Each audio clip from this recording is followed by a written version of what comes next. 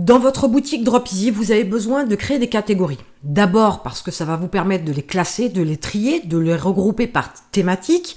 C'est aussi ce qui va permettre à vos clients de pouvoir naviguer sur votre site et de trouver par catégorie des produits quasi similaires ou du moins des produits dans une même thématique. Et enfin, le troisième point important pour lequel vous devez classer, ranger, ordonner vos produits dans des catégories, c'est qu'au niveau de votre site, pour le référencement, c'est une optimisation.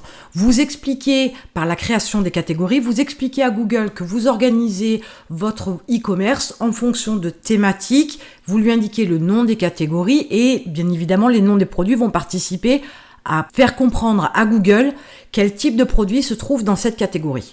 Donc vous avez tout intérêt à créer des catégories. Bien évidemment, si vous avez une boutique monoproduit, la question ne se pose pas. Mais si vous en avez plusieurs, il va vous falloir créer des catégories. Aujourd'hui, je vais vous montrer comment créer une catégorie dans Dropeasy. Une fois que vous êtes dans votre back-office, vous allez cliquer ici sur Produits. Vous arrivez sur cette page et vous allez cliquer sur Catégories.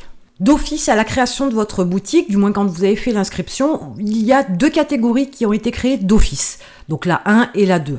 Alors vous pourrez toujours les modifier, mais aujourd'hui, je vais vous parler déjà comment vous allez pouvoir créer une catégorie. Donc vous allez cliquer ici sur Ajouter une catégorie. Vous allez indiquer le nom de la catégorie. Donc là, par exemple, je vais mettre Test. Vous allez définir ici la catégorie parente. Donc vous cliquez sur la flèche descendante et vous avez le choix. Soit vous décidez de choisir catégorie parente ou dans ce cas-là, la catégorie sera liée à la page d'accueil. Soit vous définissez de faire de cette catégorie test une sous-catégorie des catégories déjà existantes. Donc à vous de choisir la 1 ou la 2. Donc là, je vais rester sur la catégorie parente et vous cliquez sur OK. La catégorie est immédiatement créée. Donc comme vous pouvez le voir, on a l'idée, la catégorie parent, il n'y en a pas puisque c'est la page d'accueil. La catégorie enfant, il n'y en a pas. Si vous voulez en créer une, vous pouvez le faire. Ici, le nombre de produits liés à la catégorie, on ne l'a pas encore fait. Ici, l'URL de cette catégorie, c'est test, mais ce n'est qu'une URL créée automatiquement, elle peut être modifiée. Ici, vous avez accès à tous les paramétrages de la catégorie.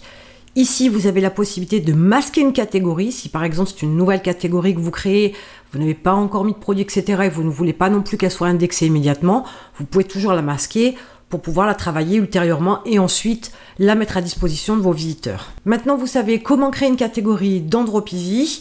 Je vous invite à réfléchir aux différentes catégories que vous voulez faire selon vos produits. Je vous invite aussi à réfléchir à la création de l'arborescence, c'est-à-dire si vous avez des catégories parentes, plusieurs catégories filles et encore plusieurs catégories petites filles ou enfants, petits-enfants du moins, dans la structure de vos catégories.